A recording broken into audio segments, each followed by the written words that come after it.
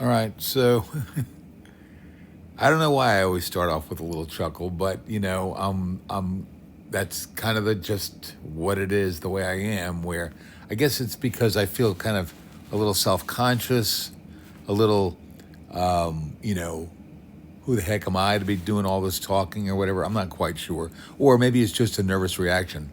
Lauren told me that Wes, when he gets nervous, he yawns, which is very interesting. And when I, you know, deal with a person or a place or a new project like I'm doing, I tend to laugh or smile. So that's the way I am, and that's what I'm doing. And so maybe I'll even cut this part out. But I just have a lot of thoughts in my mind this morning, and I did have a sense of fear and concern. I ended up selling some stock because I'm concerned about our economic future, and I just want to make sure that I'm secure for the next few years. And I think that's kind of the irony of this whole thing, is that I'm only really thinking about the next few years. You know, whoever it was, Benjamin Franklin, whoever said the only two things you can count are death and taxes. Well, I pay my taxes every year, and I haven't died yet, but I know that's in the offing. And I wanna laugh at that. I want to look forward to that in a positive way. That doesn't mean I want to die today or tomorrow. In fact, I'm going to go get my measles shot and any other shots I can get because I want to preserve my health as best I can. But the inevitability of death is something that I'm much more aware of now, and much more aware of in a kind of a positive way. I'm going to go to heaven. I know that. I have a sense of security and belief about that. I believe that's where mom and dad are. I believe that's where Tess is. And, when I join them, I don't know that we're going to have any kind of a big reunion party, but I think that I will be with them in spirit and in eternity of eternal peace. And that's why and how I'm going to, think of it and perceive it and kind of embrace it. And along those ways, though, I'm thinking about life on earth and who and how we should go our way. And so, ironically, I'm going to be quoting and working with the words of Jesus, who I believe is the truth, the light, and the way. And I'm going to start with this quote of John 14:5. Thomas said to him, the Lord, Lord, we know not whither we goest, or thou goest, and how can we know the way? And Jesus said unto him, I am the way, the truth, and the life. No man cometh unto the Father but by me. Okay, now, I'm not going to pretend to be a biblical scholar or anything else. What I am thinking and what I am feeling by what Jesus said was, he, as the cliche goes, walked the walk and talked the talk, or vice versa. He lived a pure, simple, and loving life, a humble life. He was King of Kings, Lord of Lords. The fuss that's been made over him over these last few centuries, I'm sure he would be amazed by it. But the point of it is, he did try to show us the way. And I try to abide by that as much as possible. And so the phrase that I was thinking about this morning when I started this was Matthew 22:39.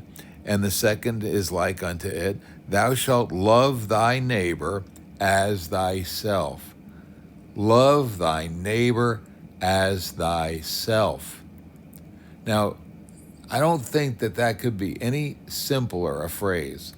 It didn't, he didn't go into paragraphs of explanations. He often used parables to explain his words of wisdom.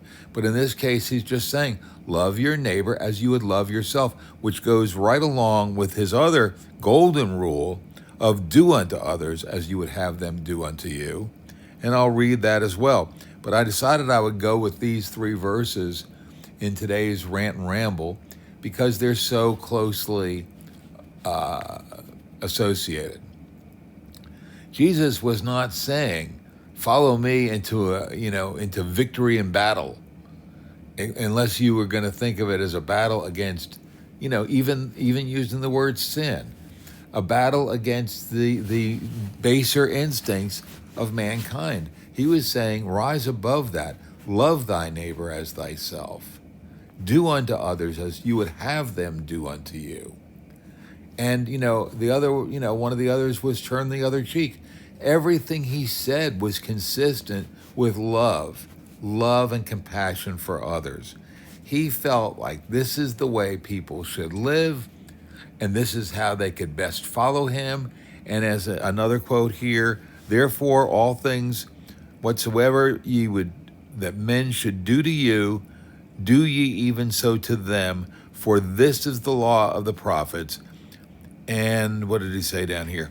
And the king shall answer and say unto them, verily I say unto you, inasmuch as ye have done it to one of the least of these, my brother, then ye have done it to me. Now, I'm stumbling over these words, and I'm not going to edit and make a big stink about it. The point of it is, he said, however you treat the least of these is how you're treating me. He didn't say go around and kiss the feet of rich and wealthy and mean-spirited people. He said, however you treat the least of these is how you're treating me. Well, do we ever think about that when we're being mean to other people or other, less fortunate people than we? So I'm not going to answer those questions. I'm raising those questions because I think we can all answer them. And I'm no Mother Teresa. I am no Mother Teresa or Father Padre or whatever. I'm just trying to be decent and trying to follow the examples given by Jesus. And, like he said something along the line at some point, these are simple. They're not necessarily easy, but they are simple. And I love that. There were 10 commandments. There weren't volumes upon volumes of legal books based on legal wranglings and so forth. It's not to say what we have today in the legal system is wrong. It's just that if you go back to the 10 commandments, they pretty well cover it. So I'll be doing stories about that, thoughts about that. But right now I'm saying love thy neighbor as thyself. And who is your neighbor? Is it your next door neighbor? Is that what he's talking about? Oh, hey, I'm going to sit home here and, I'm going to be nice to my neighbor. My dad's name is Joseph. His name is Henry. I'm going to be nice to Henry. And that's as far as I'm going to go. No. Jesus walked the path through the lands that he lived in, preaching the Gospels, because he believed in the spirit of caring for others. He was a humanitarian. Yes, he was a humanitarian. He wasn't saying, knock yourselves out and whoever wins is, going to join me in heaven. No.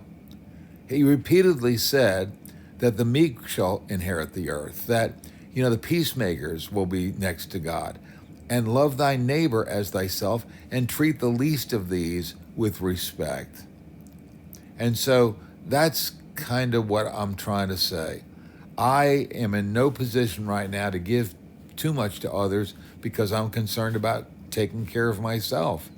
And I know as I say that I am far better off than so many other people, and I appreciate that.